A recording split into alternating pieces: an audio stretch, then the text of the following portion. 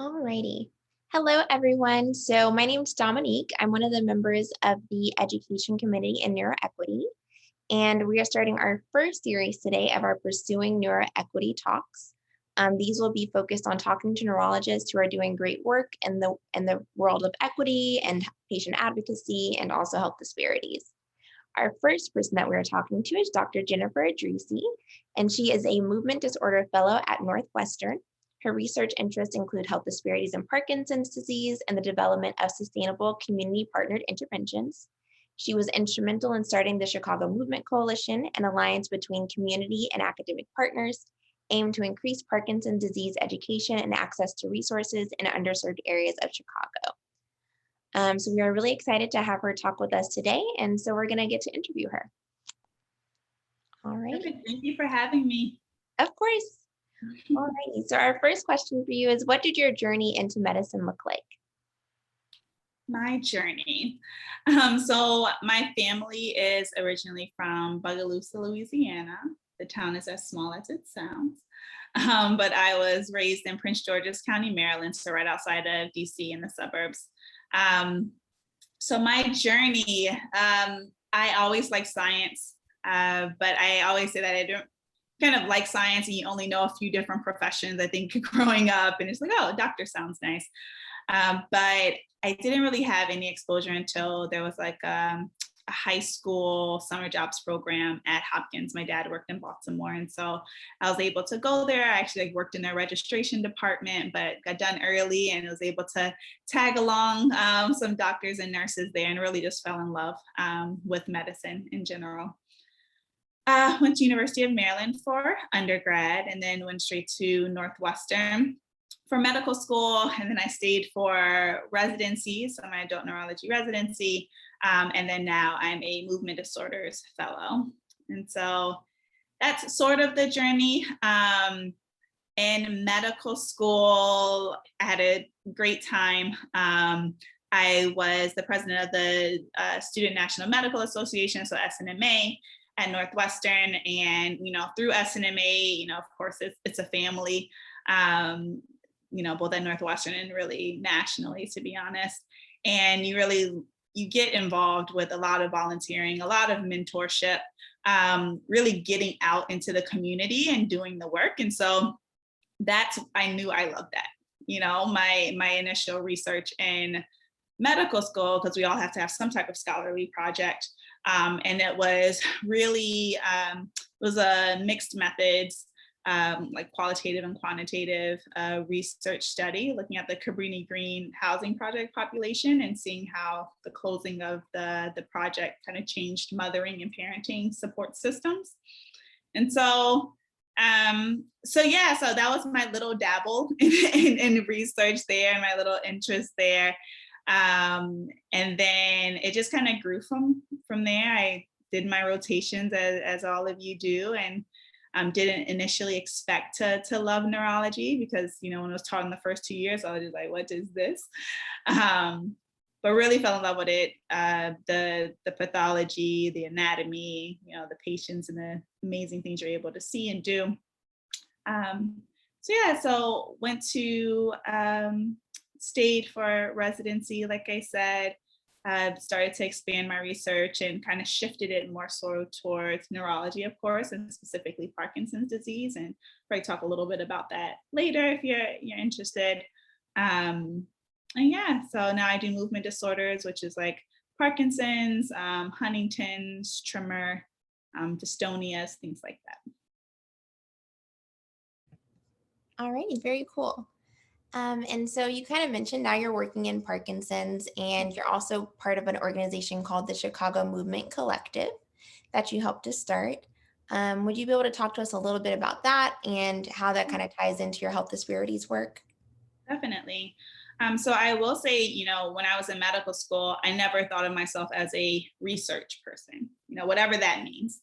And that was probably because I had a pretty narrow idea or exposure to what research could be.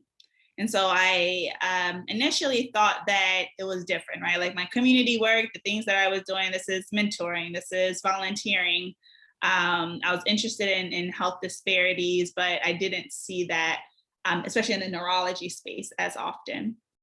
But basically what initially became just interest in projects actually kind of grew. So the Chicago Movement Coalition, the CMC, I started with Danielle Larson, who was the former Movement Disorders Fellow, now junior faculty at Northwestern. And so we started that in 2019. And basically the thought was, I love working with Parkinson's disease patients. And one of the reasons why is because, while Parkinson's disease isn't curable right now, it's very treatable and it's very common, right? So it's just the second most common neurodegenerative disease behind Alzheimer's. And there's a lot we can do for it. And it's also very underdiagnosed, undertreated, and underrepresented minority population. So you can just think there's a whole bunch of untreated morbidity. There's a lot of improvement that we can make. So what we were interested in doing was to get at the awareness piece. So when you think about health disparities in anything, it kind of seems huge, right? It's a huge iceberg, and there's many different broken steps, if you will, on the ladder to get to, excellent care, the full care that you would expect. And so one of the areas, because we all just try to chip away at it, and one of the areas that we were interested in is first increasing awareness. So awareness of Parkinson's disease. And so we started the Chicago Movement Coalition. The thought is to partner with community organizations. And so that's what we found to be the most sustainable thing, and actually the most effective thing when we're looking at community interventions, is really talking to the community, partnering with them and working with them in order to try to make a successful intervention. And so the Chicago Movement Coalition, so there's initially started off with 2 academic centers, so Northwestern, and then we partnered with University of Illinois Chicago. We've since partnered with a local VA as well. And so we pool our resources, but the real leaders of the CMC, we say, are people from the community. So we recruit people with Parkinson's disease from these underrepresented communities, as well as their care partners, community leaders who are from the community, and then we'll have a movement disorder specialist as well. And so we all basically work together to put together workshops that really go out into the community. So we're initially pre-COVID, there's like pre-COVID and post-COVID, but we're not post yet, unfortunately. So before the pandemic, we were mostly in person.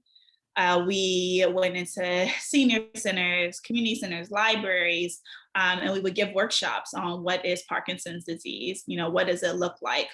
So our goal was for the people who attended, they're now ambassadors for Parkinson's disease. So when they go out into the community and they see that something's not quite right, and they see some of the symptoms or the signs that we talked about, not only are they able to, have like a question like, maybe you need to see a neurologist, and specifically a movement disorder specialist, but they also got to know us. And so we're we're familiar faces now at the actual workshops. We bring one of our CMC members who has Parkinson's disease to just talk about their experience. We also give them our research coordinator's number. And so a lot of times they'll call, maybe it's not the day after, maybe it's a few months down the line, like, hey, I actually have a friend who's starting to have some of the symptoms. Can you help me navigate this clinical space? And so that's there. There's a lot of different Parkinson's resources across Chicago that most people just don't know about. And so we collect all of them. And so making sure that they're not just siloed in each of our institutions, but they know where the Rock Steady Boxing is. They know where their local support group is, et cetera. So just really making sure that, one, they're aware of what Parkinson's disease is and know the different resources that are available to them. Now we've kind of shifted as well as trying to increase access to clinical research and clinical trials as well. So that's sort of the gist of the CMC. As far as the research aspect of it, initially we were doing it more, it was part of a Michael J. Fox study. that was looking at enrollment in a specific database we call Fox Insight.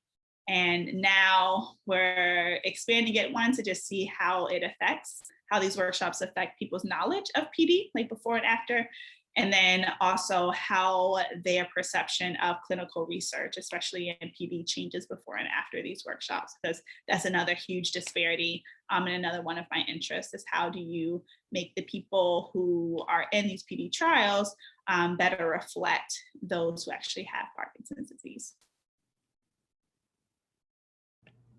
That's really amazing.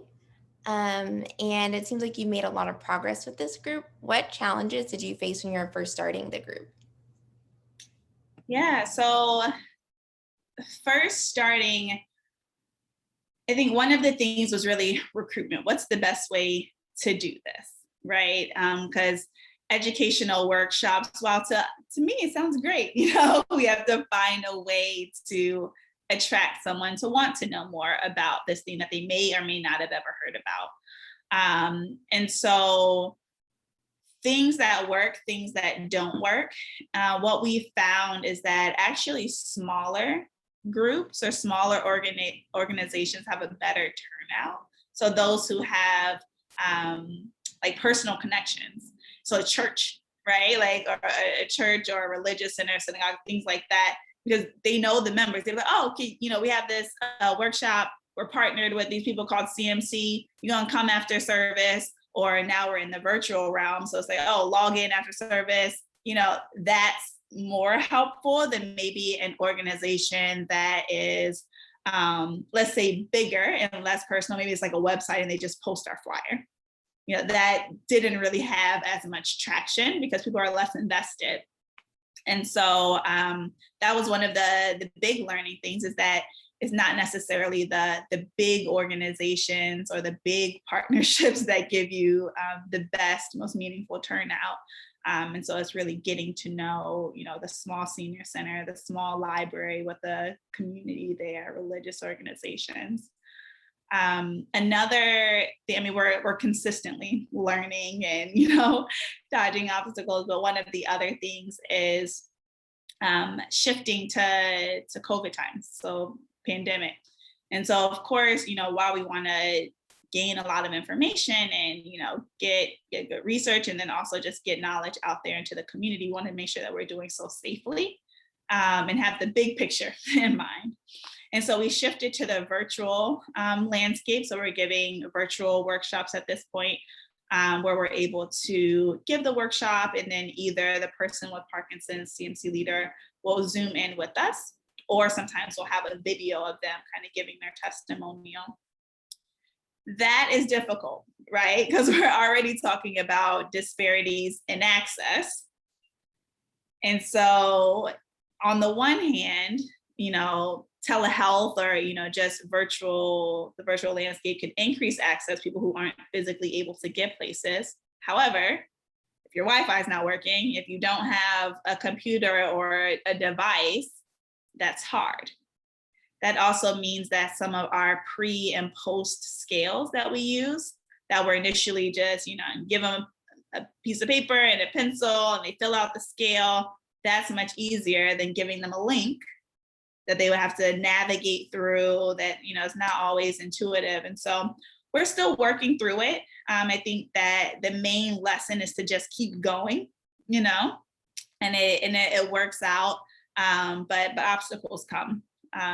If you don't encounter obstacles, you're likely not, you know, shooting high enough or doing scary enough things. So yeah, so we invite them, we learn from them, and then we continue to grow. Yeah, I feel like that's a good thing for us to think about, because we always see kind of things after they're already successful. So it's always good to hear about the challenges that they face to get there. Yeah. So another question that we had was, we talk a lot about the minority tax and how minorities are expected to complete kind of their daily work, but then also lead diversity efforts. Yeah. Have you experienced that? And if so, how have you dealt with it? Well, yes, is the short answer. I have, and I'm still trying to deal with it and figure out the best ways, right? Because I will say that I'm blessed and fortunate that most of my research and most of the things that I do are aligned with my passion, right? They're aligned. I'm very interested in Parkinson's disease. I want to know how to get access and resources out to the communities who need it, who don't have it right now. I want to be able to increase the recruitment of underrepresented minorities into college, medical school, neurology. I want all of those things. But it's balancing my multiple projects, the CMC, and then I'm doing like youth leaders for PD, et cetera, right? And so my research and building myself up as a clinician and a researcher, and also keeping these passions, and then also being kind of often the go-to person, right? A lot of underrepresented minorities through, not just last year, but even before, but especially last year, pulled on committees, this committee, that committee, I need you to talk here, can you talk to this person, and it's not just the committees, right? It's the other things that you do because you're passionate about. Within this past month, I probably met with 4 or 5 med students who, are at other institutions who are interested in neurology, who are underrepresented. And I really want to talk to them, but that's also time that's cut into, my clinical time, my research time, my sleep time, and so it's a balance. I don't have the answer, I'm sorry. But how I deal with it is, one is trying to see how these different opportunities and like experiences add to your overall story and where you want to go. For me, it's great that my research actually aligns with a lot of the things that are associated with sometimes minority tax, right? And so I'm able to frame some of the things. So like the CMC itself, or a lot of the other programs that are technically research, those are on my CV as well, right? So they're fulfilling me, they're filling in a gap and a need for the institution and for the field, but it's also helping me climb as well. All of those committees that people are on, and that if you're interested in being in it, those committees go on my CV. But also, if I'm one of the most active speakers in this committee, making sure that, is there some type of role? Am I a junior chair of this committee? Like what is something that I can say, okay, I enjoy this. This is adding to, it's fulfilling me. I think that it's important. I have the time for it, but I'm framing this in my overall kind of picture and story and narrative. And so that has been helpful, trying to, find how things can fit in and overlap in a way that is beneficial. And then also, sometimes just saying no or not right now, right? Because people will, and everyone has the best intentions, right? Everyone has the best intentions. Often someone's coming to you, oh, how can I help? Or, can we build this committee from the ground up together? Because I have nothing else to do. And that's on top of the tax of being an underrepresented minority, especially Black and a Black woman, going through any year, but especially like last year or multiple years before that, having the emotional toll of trauma, emotional trauma, emotional baggage that you're carrying, and you have a smile on your face. And then I walk in, you're like, oh my gosh, what books do I need to read? Can you join this committee? Can you do all of these things on top of the things that you're doing? And it's a lot. And so it's good to check in with yourself. Write down, sometimes I just like write down, like, what are all the things that are on my plate right now?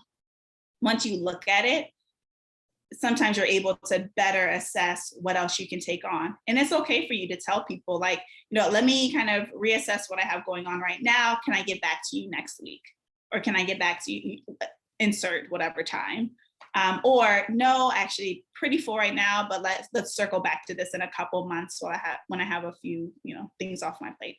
You realize that everybody else does that. And that's how a lot of people are actually pretty successful.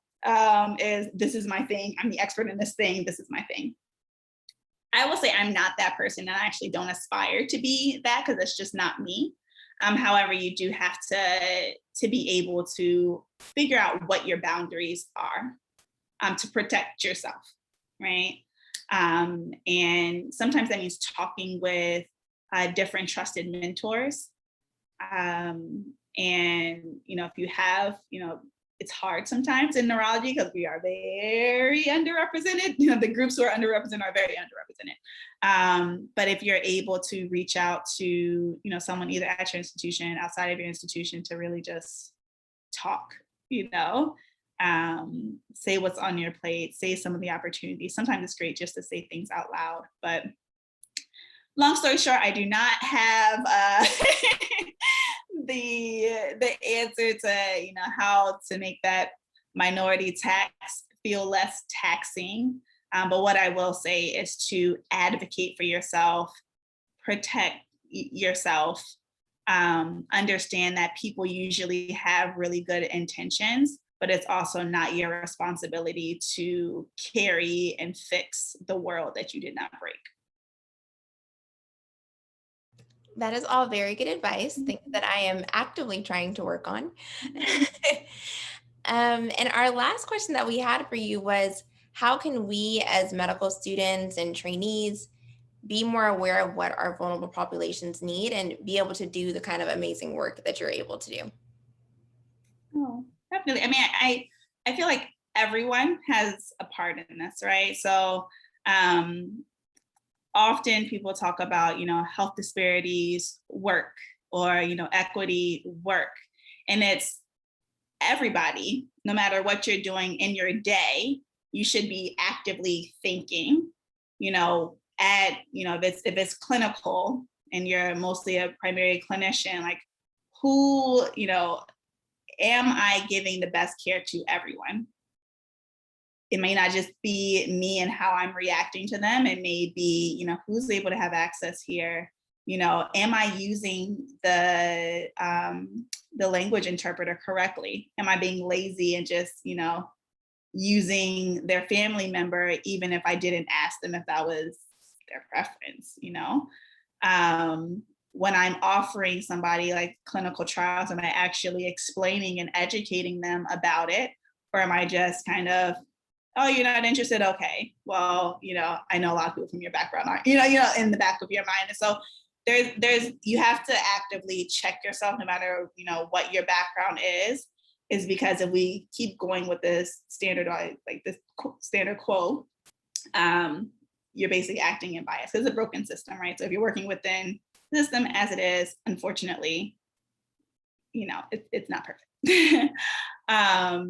And people who are interested in either research or community outreach or programming, any type of programming, who has access to this, who doesn't, right? When people are putting together any type of research protocol, there are, sometimes there's different parameters from funding mechanism like the NIH, et cetera, that, you have to have a diverse amount of participants. How are you doing that? Are you actively doing it? Is there somebody who you can partner with? Who are you not accessing? When you're looking for a research coordinator to help on your study, could you find someone who maybe is Spanish speaking so that, maybe the consent forms can be translated to Spanish, and you can do that addendum if you're doing a one institution study. And so just look, like thinking, who is missing? Who doesn't have access to this? Who isn't getting the same care and why? And really listening to yourself, and you're like, oh, that doesn't feel right. That isn't right. I think I remember as a med student, sometimes being involved in, just conversations that you overhear that's just like, right? And so really saying something, and I know it's hard as a student and the different layers of everything, but for instance, if there's one often thing that sometimes comes up that people will talk about in like cases and stuff is, outside of neurology, like transplant or even in neurology, like who gets deep brain stimulation, who doesn't. And people that, oh, they don't have a supportive social network at home to help them. But okay, they're not a candidate, moving on. Well, why? Is there something that we can do that can help maximize that? Is there somebody who we can plug them in with? Is it a transportation issue? Can we, talk to our social worker to see if that they can help with transportation?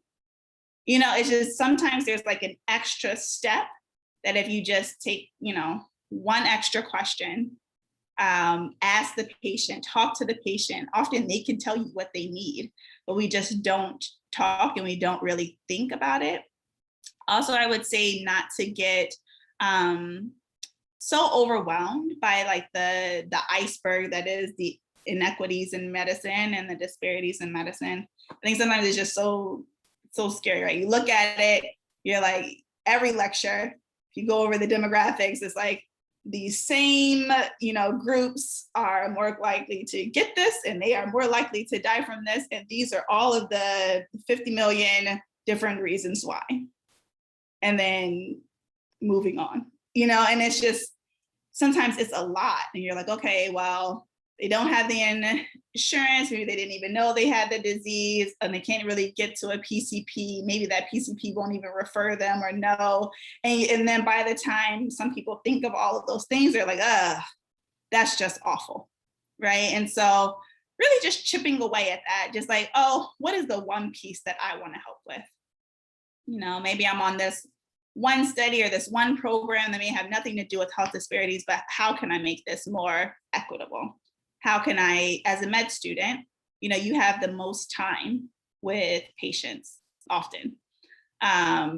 So going in, talking to them, some of the best information that kind of puts context together and helps the best with outcomes has been found with like a med student actually just going in and talking to the patient. Like, oh, these are the reasons why they actually are scared to take this medication. They had a family member and this happened. We would have never known, right? Just like, oh, patient non-compliant, and so just taking those extra steps, not assuming, and really getting to know each person as a person, and really taking the onus as a healthcare provider, right? We're all healthcare providers at this point. And so not saying things like poor historian, right? Because that's always thrown out, oh, they're a poor historian.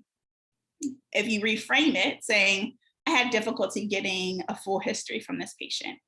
If you frame it that way, then it's like, okay, why? Why did I have difficulty? Am I using, like medical terms, or is this their first language?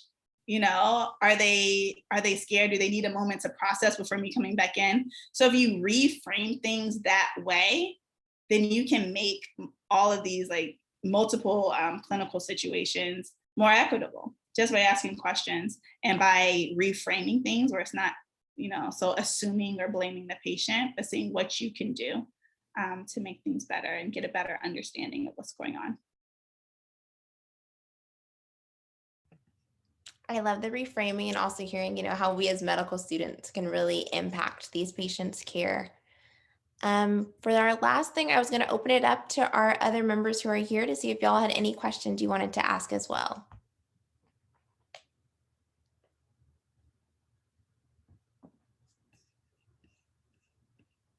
Alrighty. If not, then thank you so much, Dr. Adrissi, for talking with us. No problem. Thank you for having this. I think a lot of the first step is really opening conversations, right? Like sometimes people say, oh, it's common sense, and it's not. It's really us having the discussions, really pushing each other from, all of us from all different backgrounds. We can all do better. And so thank you for having this. Thank you for taking the extra time out of your busy schedule as well to have me speak. So have a great one. All right, we will be posting this, but thank you so much. You're welcome. Have a good one. Bye-bye. Bye.